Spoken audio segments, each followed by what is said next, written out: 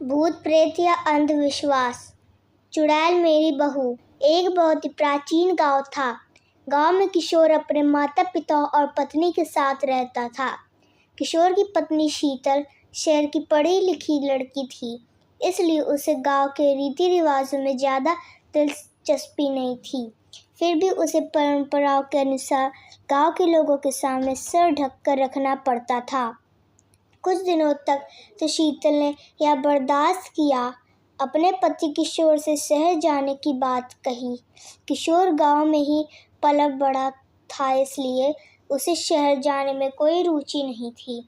उसने अपनी पत्नी को समझाते हुए कहा, यहाँ हमारा पूरा परिवार है और हम इसे छोड़कर नहीं जा सकते।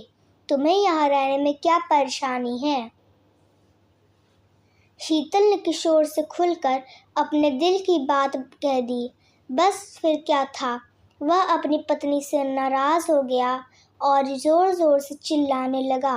किशोर की आवाज़ सुनकर उसके माता पिता भी कमरे के अंदर आ गए और जैसे ही उन्हें सारा मामला पता चला तो उन्होंने भी अपनी बहू को बुरा भला कहना शुरू कर दिया। सारे परिवार की बातें सुनकर शीतल की आंखों में आंसू आ गए। शीतल को समझ में नहीं आ रहा था कि वह अपने पति को कैसे समझाए। एक दिन शीतल सुबह होते ही बिना किसी से कुछ कहे घर से निकल जाती है।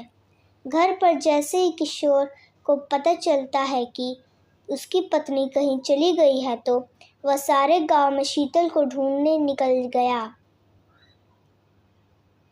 किशोर गांव के चारों तरफ और जोर-जोर से आवाज़ लगाते हुए अपने पत्नी को खोज रहा था। जब वह कहीं दिखाई नहीं दी तो सभी की चिंताएं बढ़ने लगती हैं।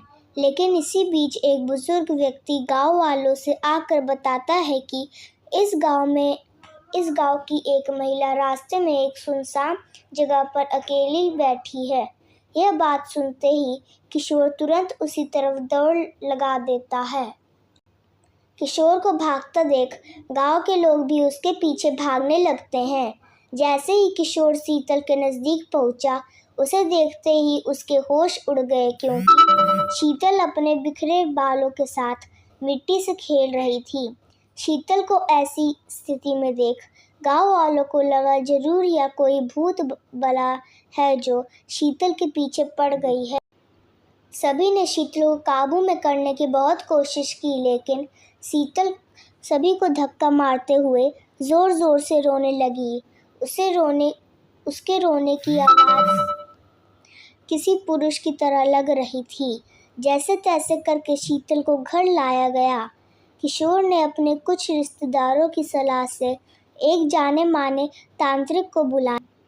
तांत्रिक ने आते ही चारों तरफ एक घेरा बनाया और खतरे से बचने के लिए सभी को उस घेरे के अंदर रहने को कहा और शीतल के कमरे में अकेले ही चला गया। शीतल तांत्रिक को देखते ही आक्रामक होने लगी। तभी तांत्रिक ने शीतल के बाल पकड़कर दोबारा कहा, मैं अच्छी तरह से जानता हूँ, भूत प्रेत नाम की कोई चीज़ नहीं होती। तुम अच्छी तरह से जानती हो कि तुम यह नाटक कर रही हो। तांत्रिक की बात सुनते ही शीतल की आंखों में आंसू आ गए और उसने रोते हुए अपना झूठ कबूल कर लिया। शीतल ने तांत्रिक को बताया कि वह शहर की पढ़ी लिखी लड़की है, उसे ज़्यादा बंधनों में रहना पसंद नहीं। उसने कई बार अपने पति से यहाँ से दूर चलने को कहा, लेकिन जब वह नहीं मानी तो मजबूरी में आकर उसने चुड़ैल चढ़ाने का नाटक किया ताकि वह अपने मन मुताबिक जी सके।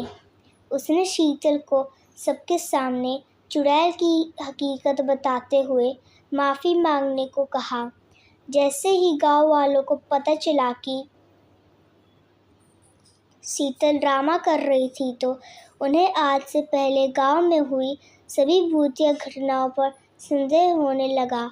शीतल के घर वालों ने उसे उसके पति के साथ शहर जाने की इजाज़त दे दी और इसी के साथ यह कहानी ख़त्म हो जाती है। अगर आपको मेरी कहानी अच्छी लगी तो प्लीज़ मेरे चैनल को सब्सक्राइब कीजिए और लाइक और बेल आइकन का बटन दबाना ना भूलें।